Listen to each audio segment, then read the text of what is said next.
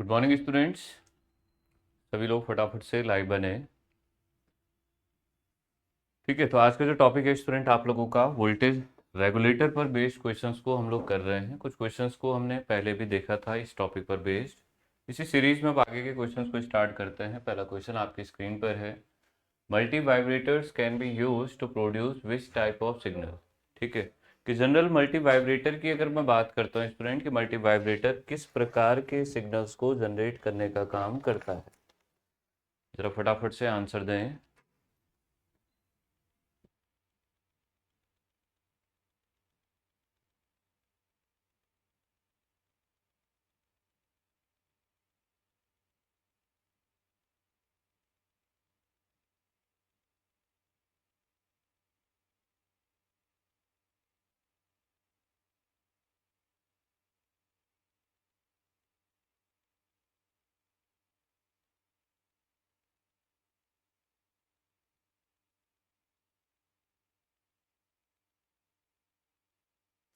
ठीक है, एक मिनट यार, हाँ जस्ट अ मिनट, एक मिनट दीजिएगा मुझे।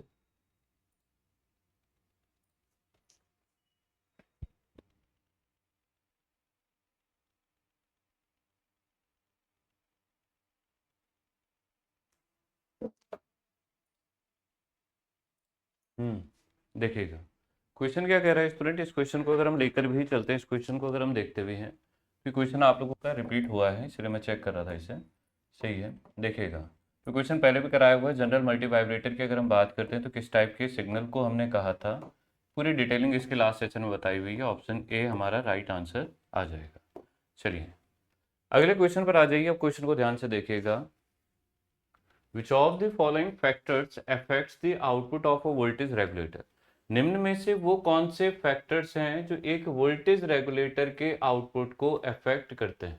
ठीक है, हमें वो फैक्टर्स बताने हैं, वो कारक बताने हैं जो आउटपुट वोल्टेज को इफेक्ट करते हैं। ठीक है, सबसे पहले लिख रहा है आपका लोड करंट, कि लोड करंट इफेक्ट करता है, या फिर इनपुट वोल्टेज, या फिर टेम्परेचर, कि तीनों में से कौन सा पैरामीटर या कौन से पैरामीटर हैं स्टूडेंट आप लोगों के जो हमारे वोल्टेज रेगुलेटर के आउटपुट को इफेक्ट करते हैं। तो हमेशा याद रखिएगा कि हमारा लोड करंट, इनपुट वोल्टेज और टेम्परेचर, तीनों ही पैरामीटर क्या करते हैं स्टूडेंट, हमारे किसी भी वोल्टेज रेगुलेटर के आउटपुट को इफेक्ट करते हैं। ठीक है, सही है। तो बेसिक सा क्वेश्चन है, फटाफट से आंसर देते रहें। Which of the following is not a type of switching voltage regulator. मैंने आप लोगों को वोल्टेज रेगुलेटर का पूरा क्लासिफिकेशन डिटेल में बताया हुआ है। हमें यहाँ पर बताना है कि कौन स्विचिंग वोल्टेज रेगुलेटर का एक टाइप नहीं है। Step up regulator, step down regulator, inverter voltage regulator, या series voltage regulator.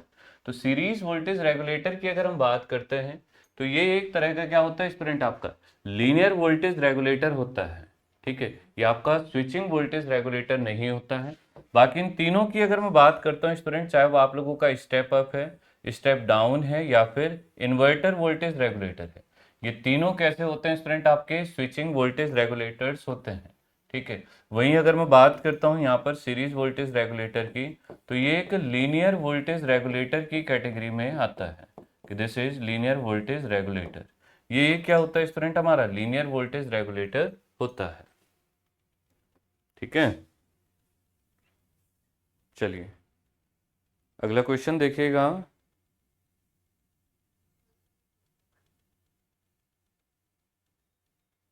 Next question पर आ जाए। If the output of a voltage regulator varies from, एक आउटपुट की बात की है वोल्टेज रेगुलेटर के लिए जो 15 से 14.7 वोल्ट तक वेरी कर रहा है। ठीक है, minimum and maximum load current, यहां से मुझे क्या कहा है कि minimum and maximum load current के साथ द लोड रेगुलेशन इज, जरा आंसर दें सभी लोग। ठीक है, 2-3 स्लाइड हुए हैं अभी, सारे स्टूडेंट आंसर दीजिएगा। छोटा सा न्यूमेरिकल क्वेश्चन है, बेसिक सा क्वेश्चन है। हमें यहाँ पर क्या बताना है, परसेंटेज रेगुलेशन बताना है कि कितना परसेंट रेगुलेशन होगा, बताइए जरा। देखें, जिन स्टूडेंट्स को नहीं पता है वो मेरे साथ देखते रहें, बाकी सभी स्टूडेंट बताइएगा।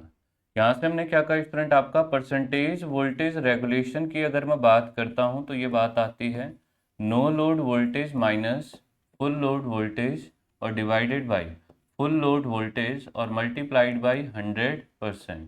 ठीक है, तो ये हमारे पास क्या होता है, परसेंटेज वोल्टेज रेगुलेशन का फॉर्मूला होता है। परसेंटेज वोल्टेज रेगुलेशन को अगर हम देखते हैं तो कुछ इस प्रकार से कैलकुलेट होता है। हमें पता है कि नो लोड वोल्टेज मतलब जिस समय पर लोड कनेक्टेड नहीं है, फुल लोड मतलब जब आपका लोड कनेक्टेड है। तो इसका मतलब हमेशा याद रखिएगा स्टूडेंट, यहीं से आप एक बात को याद भी रखें कि नो लोड वोल्टेज जो हमारा आता है इलेक्ट्रिकल सर्किट के कॉन्सेप्ट के बेसिस पर हम जानते हैं वो हमेशा फुल लोड वोल्टेज से ज़्यादा होता है, पहली बात। तो इसी कॉन्सेप्ट के साथ मैंने कहा भी कि नो लोड वोल्टेज जो हमारे पास होगा वो कितना होगा स्टूडेंट, आपका 15 वोल्ट, और फुल लोड वोल्टेज जो हमारे पास होगा वो कितना होगा, 14.7 वोल्ट होगा। ठीक है, ये दोनों वैल्यूज हमने यहाँ से लेकर भी चली कि ये नो लोड वोल्टेज है और ये अपना फुल लोड वोल्टेज आ जाएगा यहाँ से। ठीक है, अब यहीं से और आगे अगर हम बढ़ते हैं स्टूडेंट, इसी बात को आगे मैं प्रोसीड करता हूँ। तो मैंने कहा कि फिर यहाँ से परसेंटेज वोल्टेज रेगुलेशन को अगर हम लेकर भी चलते हैं तो ये सिंपल कितना आ जाएगा, ये हो जाएगा 15 माइनस 14.7, ठीक है, और डिवाइडेड बाई 14.7 ये आ जाएगा, मल्टीप्लाइड बाई 100%। काफ़ी स्टूडेंट्स को न्यूमेरिकल क्वेश्चन में दिक्कत होती है, तो आप लोग एक बात हमेशा याद रखें, पहले क्वेश्चन को ध्यान से पढ़िए, उस क्वेश्चन में देखिए कि गिवन क्या क्या है। जहां आपने ये पैरामीटर पहचान लिए कि क्वेश्चन में गिवन क्या क्या है, उसके बाद सिंपल सा काम आपको क्या करना है कि उस क्वेश्चन को देखकर फिर ये चीज़ें डिफाइन करनी है कि जो चीज़ें कैलकुलेट करनी है वो कैसे कैलकुलेट हो सकती है। ठीक है, तो यहाँ आंसर आ जाएगा, इसको कैलकुलेट कर लीजिए, कितना आंसर आ रहा है, ऑप्शन सी आ रहा है। इसको अगर हम लेकर भी चलते हैं स्टूडेंट, यहाँ से अगर मैं जनरल बात भी करता हूँ तो मैंने सिंपल सी बात कही, ये आ जाएगा 0.3। ठीक है, 7 और 1 8 और 4 12, तो कैंसिल आउट हो जाएगा।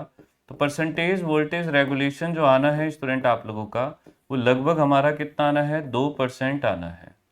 ठीक है, कि परसेंटेज वोल्टेज रेगुलेशन जो होगा वो अप्रोक्सीमेट कितना होगा, 2% होगा। ठीक है भाई, एक बार क्रॉस वेरीफाई कर लीजिए, आप लोगों ने कैलकुलेट किया, मैं डायरेक्टली मार्क कर रहा हूँ। ठीक है, आप लोग इस कैलकुलेशन को क्रॉस वेरीफाई कर लीजिएगा कि यही आ रहा है। ठीक है, कोई बात नहीं भाई, कोई बात नहीं, लेट भी हो गए, कोई दिक्कत नहीं है, क्वेश्चन को सीधे देखना स्टार्ट करें, इतना सही है। चलिए आगे बढ़ते हैं हम लोग नेक्स्ट क्वेश्चन पर। नेक्स्ट क्वेश्चन पर आ जाइए, क्वेश्चन को ध्यान से पढ़िए और ज़रा आंसर दीजिए।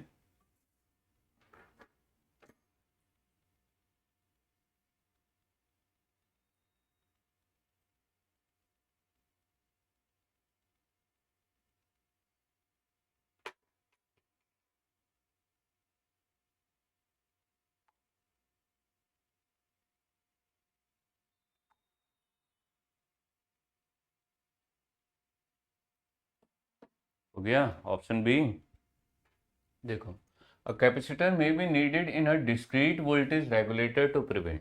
डिस्क्रीट का मतलब होता है कि आप अलग अलग छोटे छोटे कंपोनेंट को मिलाकर, मतलब आप डायरेक्टली आईसी यूज नहीं कर रहे हैं, आप कंपोनेंट्स को सर्किट में जोड़कर फिर आप क्या बना रहे हैं, रेगुलेटर। तो एक कैपेसिटर की बात की है कि एक कैपेसिटर की आवश्यकता होती है जब हम डिस्क्रीट वोल्टेज रेगुलेटर को बना रहे होते हैं, छोटे छोटे कंपोनेंट्स को जोड़कर या लगाकर हम वोल्टेज रेगुलेटर बना रहे होते हैं।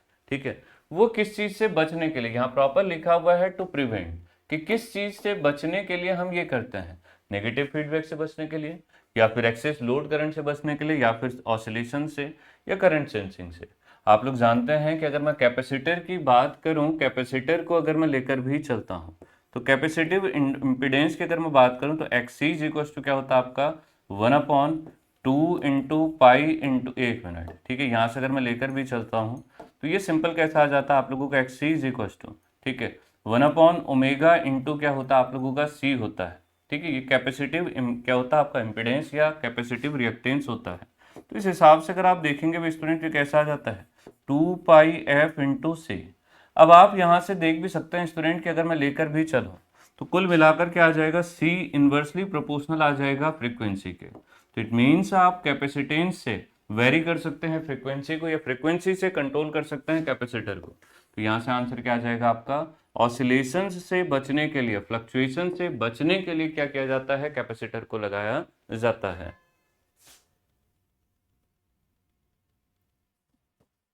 सही है, चलो अगले क्वेश्चन पर आ जाइए फटाफट से।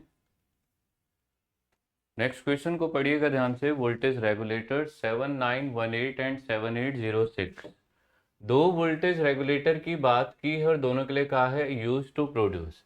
हमें पता है स्टूडेंट, यहाँ से अगर मैं एक एक करके दोनों को लेकर भी चलता हूँ, मैंने सिंपल सी बात कही कि 79XX ऐसे स्टैंडर्ड नोटेशन होती है, ठीक है। और यही दूसरी बात अगर मैं बात करता हूँ स्टूडेंट आप लोगों का, तो सेकंड नोटेशन जो आती है आपकी, यहाँ से अगर हम जनरल लेकर भी चलते हैं, तो मैंने सिंपल सी बात कही कि ये होता है आपका 78XX, जो स्टैंडर्ड नोटेशन हम लोग लिखते हैं, ठीक है। एक बात याद रखिएगा कि 79 क्या होता है स्टूडेंट आप लोगों का, फिक्स वैल्यू का नेगेटिव वोल्टेज रेगुलेटर होता है, ठीक है। वहीं 78 की अगर मैं बात करता हूं तो ये भी एक फिक्स वैल्यू का पॉजिटिव वोल्टेज रेगुलेटर होता है। तो एक नेगेटिव वोल्टेज रेगुलेटर है और एक आप लोगों का क्या है स्टूडेंट, पॉजिटिव वोल्टेज रेगुलेटर है। अच्छा, कितना वोल्टेज रेगुलेट करके देगा वो डिपेंड करता है लास्ट की दो डिजिट पर। कहने का मतलब ये जो लास्ट की दो डिजिट होंगे ये मेरे वोल्टेज लेवल को रिप्रेजेंट करते हैं, ठीक है। कैसे, ये देखिएगा कि फॉर एग्जांपल जैसे क्वेश्चन ने ही यहाँ पर हमें दिया हुआ था कि पहली आईसी है आप लोगों की 7918, ठीक है। तो 79 का क्या रिप्रेजेंट करता है कि नेगेटिव आना है, 18 क्या रिप्रेजेंट करता है कि -18 वोल्ट हमारा निकल कर आना है। ये सिंपली क्या हो जाएगा, -18 वोल्ट हो जाएगा। फिर इसी तरह से अगर मैं अगली बात पर बढ़ता हूँ, यहीं से अगर मैं लेकर भी चलता हूँ, तो मैंने यहाँ से कहा भी कि 78 और कितना दिया हुआ है 06, ठीक है। अब 78 का मतलब मुझे समझ आता है कि पॉजिटिव आना है, और 06 का मतलब आता है स्टूडेंट आपका कि +6 वोल्ट हमारा निकल कर आना है। तो इसका मतलब आंसर कितना आपका -18 और +6 वोल्ट होगा, ठीक है। तो -18 और +6 वोल्ट कहाँ पर है स्टूडेंट आप लोगों का, ऑप्शन डी में है। जिस स्टूडेंट को नहीं समझ आ रहा हो या डाउट लग रहा हो पूछ सकता है, कोई दिक्कत नहीं है। क्वेश्चन का आंसर गलत हो रहा हो कोई इश्यू नहीं है, बस ये याद रखना है कि जो गलती यहाँ पर हो रही हैं उनको नोट डाउन करके एग्जामिनेशन में वो गलती बिल्कुल भी ना हो, ठीक है। बाकी आंसर जरूर कमेंट बॉक्स में देना है, हो जाएगा। चलो अगले क्वेश्चन पर।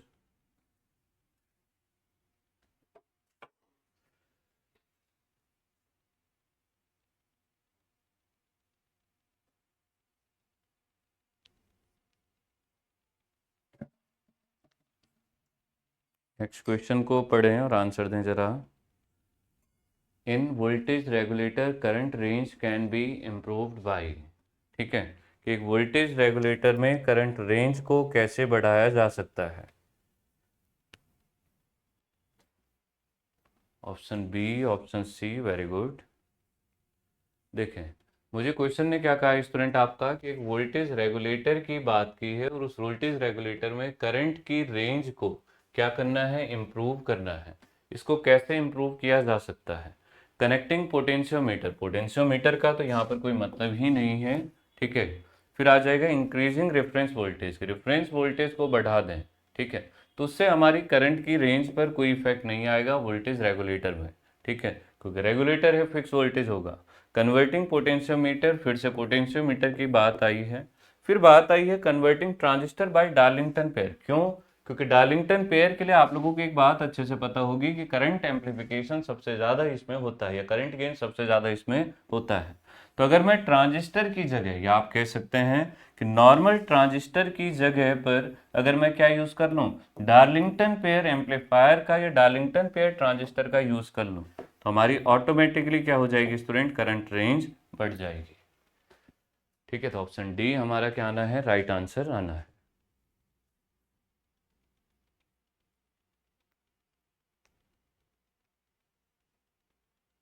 क्लियर है इतना। चलो अगला question.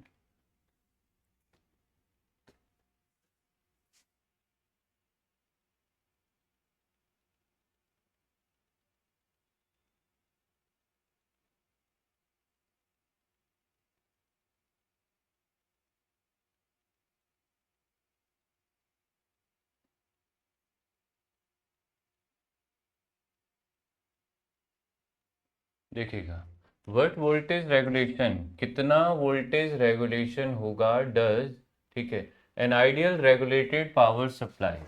Ideal regulated power supply के लिए वोल्टेज रेगुलेशन कितना होता है, ठीक है। तो वोल्टेज रेगुलेशन का भी मैंने थोड़ी देर पहले फॉर्मूला भी बताया था कि परसेंटेज वोल्टेज रेगुलेशन की अगर मैं बात करता हूँ तो no load voltage minus full load voltage और divided by full load voltage और मल्टीप्लाइड बाई ये आ जाता है आपका 100%। ठीक है, तो इस हिसाब से अगर मैं देखूंगा भी तो हमें एक बात याद रखनी है कि आइडियली अगर मुझे बात की है आइडियल कंडीशन में, ठीक है, एक बात हमेशा याद रखें कि जितना नो लोड वोल्टेज होता है उतना ही क्या होता है आप लोगों का फुल लोड वोल्टेज भी होता है। कि आइडियल कंडीशन में अगर मैं बात कहूँ भी तो नो लोड वोल्टेज और फुल लोड वोल्टेज कैसे होते हैं स्टूडेंट, बराबर होते हैं। अब आप खुद सोचिए कि अगर मैं इस टर्म को यहाँ इंक्लूड करता हूँ तो इस हिसाब से आप क्या कह सकते हैं कि परसेंटेज वोल्टेज रेगुलेशन अगर आप आइडियली देखेंगे तो ये सिंपली कितना आ जाएगा, 0% आ जाएगा। कि आइडियल केस में जो वोल्टेज रेगुलेशन होता है किसी भी पावर सप्लाई के लिए या किसी भी सर्किट के लिए वो कितना होता है आपका 0% होता है। ये बात मैंने आपको थ्योरेटिकली पहले भी बताई है। ठीक है, हो जाएगा। चलो आगे, जहां पर नहीं समझ आए तुरंत पूछ। आउटपुट वोल्टेज बताना है गिवन सर्किट के लिए, तो जरा ये आप लोग कोशिश कीजिए। छोटा सा न्यूमेरिकल क्वेश्चन है, जरा दिमाग लगाइए।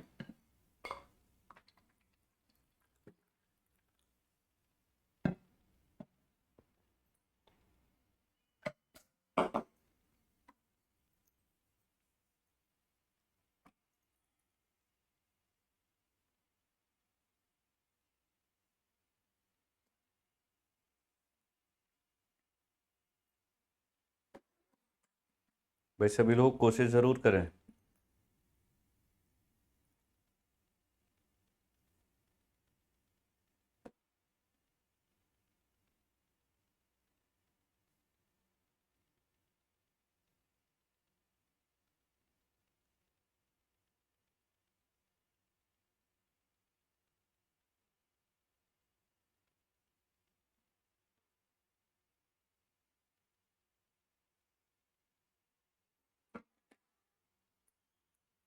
सुन भी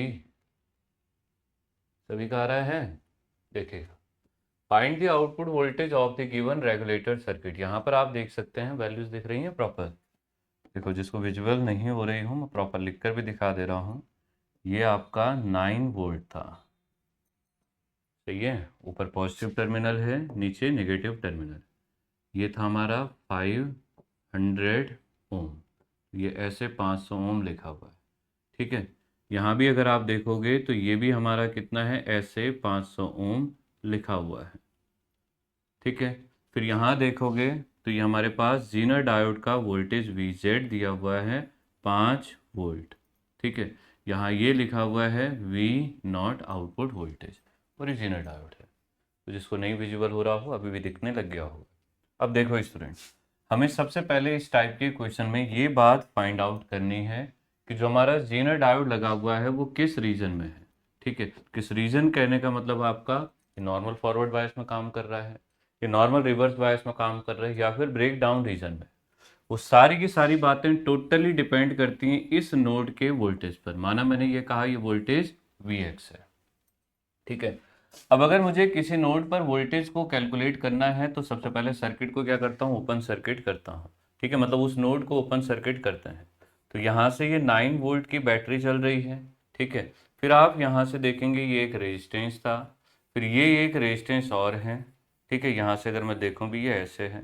और अब आगे मैंने क्या कहा कि ये मैंने ओपन सर्किट कर दिया। ठीक है, यहाँ जीनर डायोड था इसको ओपन सर्किट कर दिया, ये 500 ओम है। ठीक है, ऐसे यहाँ देखता हूँ ये भी कितना आपका 500 ओम है। ठीक, यहाँ हम देखते हैं कि ये 9 वोल्ट है। ठीक है, और ये हमारा क्या था, यहाँ पर अगर मैं लेकर भी चलता हूँ, अभी मैंने ये कहा Vx वोल्टेज है, इस नोड पर था ना ये। अब एक बात को देखिएगा कि अगर मुझे ये Vx वोल्टेज को कैलकुलेट करना है, इस Vx वोल्टेज को अगर मुझे निकालना है तो हम कैसे निकालेंगे स्टूडेंट। यहाँ से आप देख सकते हैं कि आगे ओपन सर्किट है, मतलब करंट कितना होगा, 0 होगा। ये करंट अगर आगे 0 है तो इट मीन्स यहाँ से फिर एक बात समझ आती है कि जो करंट यहाँ से आएगी वो ऐसे फ्लो कर रही है आई डैश सेम करंट। और सेम करंट है तो इसका मतलब ये जो दोनों रेजिस्टेंस है ये कैसे लगे हुए हैं, आपके सीरीज में लगे हुए हैं। ठीक है, और सीरीज में क्या होता है, वोल्टेज डिवाइड होता है। अच्छा, उसमें भी एक और बात अच्छी हमें ये दिख रही है कि जितना रेजिस्टेंस ये है उतना ही रेजिस्टेंस ये भी है। तो इसका मतलब अगर वोल्टेज डिवाइड होगा तो जितना 500 ओम पहले के अक्रॉस होगा उतना ही दूसरे के अक्रॉस। टोटल वोल्टेज कितना है, 9 वोल्ट है। तो इस हिसाब से ये Vx की अगर मैं बात करता हूँ, जो हमारा 500 ओम के अक्रॉस का वोल्टेज है, दैट इज इक्वल टू 9/2 में सीधे लिख दे रहा हूँ, और ये आ जाएगा आपका 4.5 वोल्ट। कि कितना वोल्टेज आएगा आप लोगों का, 4.5 वोल्ट हमारा निकल कर आ जाएगा। ठीक है, अब 4.5 वोल्ट आया। अब एक बात को देखेगा कि यहाँ अगर अब मैं कंडीशन को चेक भी करता हूँ, मैंने कहा कि ये 4.5 वोल्ट आ रहा है। ठीक है, वोल्टेज पॉजिटिव है। ठीक है, यहाँ से मैंने कहानी क्या कही कि वोल्टेज पॉजिटिव हमारा ये है, और पॉजिटिव किस टर्मिनल पर है, डायोड के एंड टर्मिनल पर ये वोल्टेज पॉजिटिव है। तो हमें एक बात समझ आ गई कि जो जेनर डायोड है ये रिवर्स बायस में है। ठीक है, इतनी तो कहानी कंफर्म हो गई, ये रिवर्स बायस में है। ठीक है, पर सिर्फ रिवर्स बायस में ही है, ये ब्रेक डाउन रीजन में नहीं है। ठीक है, reverse bias but not break down. ठीक है, कि ये हमने क्या कहा कि रिवर्स बायस तो है ही है, पर ब्रेक डाउन की कंडीशन में नहीं है। रिवर्स बायस है but not in break down condition. अब ब्रेक डाउन कंडीशन में अगर ये नहीं है, तो ब्रेक डाउन कंडीशन में नहीं है, इसका मतलब ये जो जेनर डायोड है ये प्रॉपरली कैसे वर्क करेगा। आप लोगों का जेनर डायोड की अगर मैं बात करता हूँ तो ये कैसे रहेगा, रिवर्स बायस में डायोड कैसा होता है, ओपन सर्किट होता है। तो ये ओपन सर्किट होगा, तो हमारा जो आउटपुट वोल्टेज आएगा वो टोटल कौन होगा, Vx होगा, जो हमने पहले निकाल लिया है। तो इस हिसाब से यहाँ से अगर अब आप देखेंगे भी स्टूडेंट, तो हमारे पास सिंपल सी बात निकल के आई है कि इसका मतलब यही Vx मेरा क्या होगा, आउटपुट वोल्टेज भी होगा। क्योंकि वोल्टेज में चेंज आता अगर ये जेनर डायोड एक्टिव होता, ये एक्टिव हो नहीं पाया है, तो इस हिसाब से आउटपुट वोल्टेज हमारा कितना आ जाना है, 4.5 वोल्ट ही रहेगा। ठीक है, तो ये आ गया स्टूडेंट हमारा आउटपुट वोल्टेज 4.5 वोल्ट। ठीक है, तो यही आंसर हो जाएगा। तो यहाँ अगर मैं देखता भी हूँ तो दैट इज ऑप्शन बी आ जाएगा। तो जेनर डायोड के क्वेश्चन में सबसे पहले यही चेक करना है कि वो किस रीजन में। डीएमआरसी का ये क्वेश्चन आया हुआ आपके पास। ठीक है, ब्रेकडाउन में इसलिए है क्योंकि ये जो वोल्टेज है, जेनर डायोड जो वोल्टेज है, ठीक है, इससे ज़्यादा वोल्टेज अगर आ रहा होता, ठीक है, तो ब्रेकडाउन में होता। इससे कम वोल्टेज आ रहा है और पॉजिटिव वोल्टेज आ रहा है तो नॉर्मल रिवर्स बायस है। अगर -0.7 से कम वोल्टेज आता तो फॉरवर्ड बायस होता। ठीक है, क्लास के वीडियोस को, नोट्स को एक बार रिवाइज कीजिएगा, तो वहाँ पर पूरी डिटेलिंग बताई हुई भी है। ठीक है, ब्रेकडाउन में ये तब होता अगर ये 5 वोल्ट से ज़्यादा वोल्टेज Vx आ जाता। ठीक है, 5 से ज़्यादा कितना भी, 5.1, 5.2 या 10 वोल्ट, 20 वोल्ट, कुछ भी आ जाता।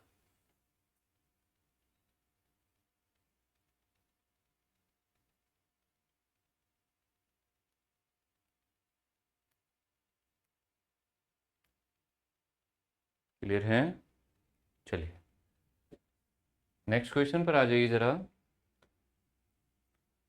ठीक है, इस पर रिपीट का कुछ भी नहीं था, सिंपल सी बात क्या कही है कि इस नोड पर वोल्टेज निकालना है।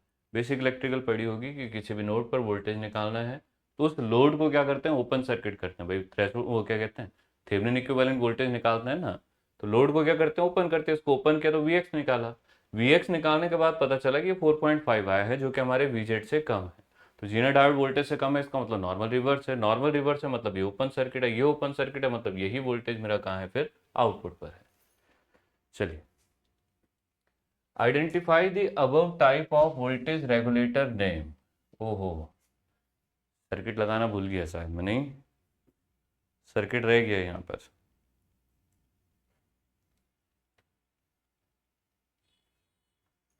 ठीक है, ये सर्किट आप लोगों का यहाँ पर रह गया है। हाँ, सर्किट नहीं है भाई इसका, तो इसको क्वेश्चन को भी ऐसे छोड़ता हूँ। हमें सर्किट पहचानने को वैसे दिया हुआ था कि सर्किट जो दिया हुआ है वो किस वोल्टेज रेगुलेटर का सर्किट है। कोई बात नहीं।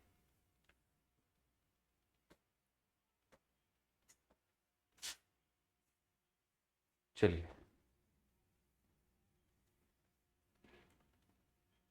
विच type of device is use to obtain regulated DC output. ठीक है, ये डीसी है यार। हाँ, ये लीजिए।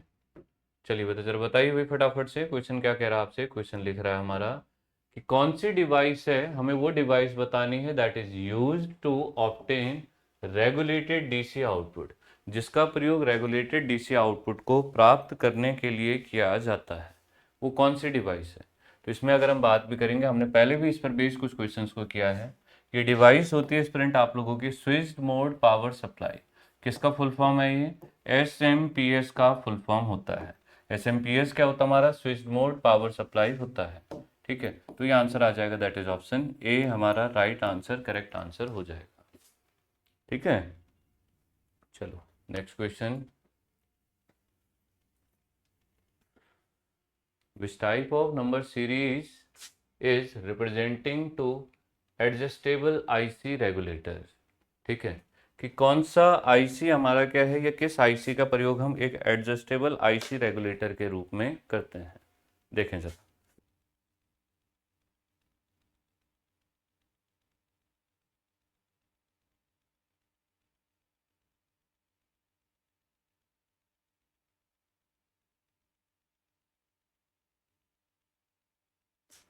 किस आईसी का प्रयोग एक एडजस्टेबल वोल्टेज रेगुलेटर के रूप में किया जाता है, बताएं कौन सा है? ऑप्शन सी RC4195 क्या होता है, जरा ये बताना।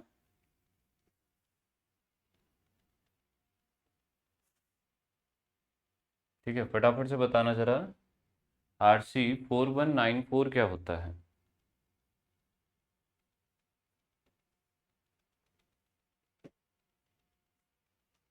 देखें, चलिए मैं बताता हूँ, यहाँ से स्टार्ट करते हैं। अगर मैं जनरल बात लेकर चलूँ तो RC4195 की ही मैं सबसे पहले बात करता हूँ। तो ये फिक्स्ड वोल्टेज रेगुलेटर है, और कितने वोल्ट का है? Fix 15 volt dual tracking. ठीक है, fix 15 volt dual tracking voltage regulator. ठीक है, ये हमारा क्या होता है? सबसे पहले मैंने बात की कि ये हमारा RC4195 होता है। ठीक है, फिर अगली आईसी पर बढ़ता हूँ स्टूडेंट। मैं नेक्स्ट आईसी को मैं यहाँ से देखता हूँ कि IC7906। 7906 की भी अगर मैं बात करता हूँ तो 7906 के लिए याद रखिएगा स्टूडेंट कि ये भी कितना हमारा फिक्स्ड पॉजिटिव वोल्टेज रेगुलेटर, और कितना वो नेगेटिव वोल्टेज रेगुलेटर है, तो fix -6 volt negative voltage regulator. ठीक है, कि ये एक हमारा क्या है? फिक्स वैल्यू का वोल्टेज रेगुलेटर है, जो कितनी फिक्स वैल्यू को देता है? -6 वोल्ट को देता है। अगले क्वेश्चन पर मैं बढ़ता हूँ स्टूडेंट। नेक्स्ट क्वेश्चन को हम यहीं से लेकर चलते हैं। हमने क्या कहा? LM317। LM317 क्या होता है स्टूडेंट? आप लोगों का एक एडजस्टेबल वोल्टेज रेगुलेटर है। ठीक है, और यही क्वेश्चन ने हमें पूछा भी है कि ये हमारा क्या होता है? एडजस्टेबल वोल्टेज रेगुलेटर होता है। और एडजस्टेबल वोल्टेज रेगुलेटर में भी मैं ये बात भी आप लोगों को बता दूं स्टूडेंट, ये कैसा एडजस्टेबल होता है? आपका पॉजिटिव एडजस्टेबल वोल्टेज रेगुलेटर होता है, जो हमारा प्लस 1.25 वोल्ट से लेकर आपका, ठीक है, प्लस 37 वोल्ट तक क्या करता है? आप लोगों का एडजस्टेड वोल्टेज देने का काम करता है। तो यहाँ अगर हम देखेंगे भी तो ये हमारा क्या आ जाता है? एडजस्टेबल वोल्टेज रेगुलेटर ये आ जाता है।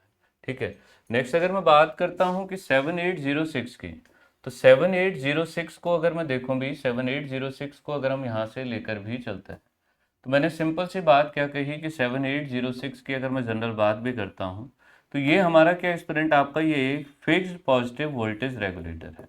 ठीक है, ये क्या हमारा? फिक्स्ड पॉजिटिव वोल्टेज रेगुलेटर है, जो कि कितना रेगुलेटेड वोल्टेज देगा? आपका +6 वोल्ट का रेगुलेटेड वोल्टेज देने का काम करता है। तो ये सारे के सारे सर्किट आपके सामने पर है। अच्छा, एक क्वेश्चन पीछे आया था, ठीक है, कहाँ गया, जिसमें हमने कहा भी था कि विच type of our voltage regulator is. तो यहाँ याद रखें स्टूडेंट, इस क्वेश्चन को मैं एक काम करता हूँ कि यहाँ पर हमारे पास पहले आईसी जो डायग्राम था वो नहीं है, मैं इन क्वेश्चन के ऑप्शंस को जो है उनको लेकर चलता हूँ भाई कह करके। मैंने सबसे पहले बात कही कि फिक्स पॉजिटिव वोल्टेज रेगुलेटर। तो फिक्स पॉजिटिव वोल्टेज रेगुलेटर कौन सा होता है? ध्यान से देखना मेरे साथ। ये होता है स्टूडेंट आप लोगों का 7-8 सीरीज का कोई भी रेगुलेटर होगा तो वो फिक्स पॉजिटिव वोल्टेज रेगुलेटर होता है। ठीक है, क्योंकि क्वेश्चन है इसको इंक्लूड कर लेते हैं अपना। फिर अगली बात आई स्टूडेंट आप लोगों की कि dual tracking voltage regulator. Dual tracking voltage regulator जब हमने कहा स्टूडेंट, तो ड्यूल ट्रैकिंग वोल्टेज रेगुलेटर कौन सा होता है? आपका RC, जैसे अभी हमने पढ़ा भी, 4195 होता है। ठीक है, तो RC 4195 को हम क्या कहते हैं? ड्यूल ट्रैकिंग वोल्टेज रेगुलेटर कहते हैं। ठीक है, अच्छा यहीं से अगर मैं लेकर चलता हूँ, इस लोड वोल्टेज रेगुलेटर को मैं छोड़ रहा हूँ, ये तो लगभग सभी होता है। यहाँ से मैंने क्या कहा कि एडजस्टेबल वोल्टेज रेगुलेटर की बात मैंने की कि एडजस्टेबल वोल्टेज रेगुलेटर को स्टूडेंट अगर हम लेकर चलते हैं तो हमने दो रेगुलेटर ऐसे पढ़े हैं जो सबसे ज़्यादा ट्रेंडिंग में रहते हैं, LM317 और एक आता है स्टूडेंट आपका LM337। ठीक है, LM317 की अगर मैं बात करूं ये पॉजिटिव होता है और यहाँ अगर मैं बात करूं ये नेगेटिव होता है। रेंज दोनों के लिए सेम होती है, पहले की बताई हुई है, तो ये हमारे एडजस्टेबल होता है। तो ये भी क्वेश्चन आपका इंक्लूड हो जाएगा। ठीक है, चलिए, तो यहाँ पर जो आंसर था स्टूडेंट हमारा, हमें पूछा था कि एडजस्टेबल वोल्टेज रेगुलेटर आईसी हमें पहचाननी थी कि एडजस्टेबल वोल्टेज रेगुलेटर कौन सा है। तो एडजस्टेबल वोल्टेज रेगुलेटर कौन सा हमारा, LM317 है हमारा। ठीक है, तो यहाँ से जो आंसर भी आएगा that is option C answer आ जाएगा।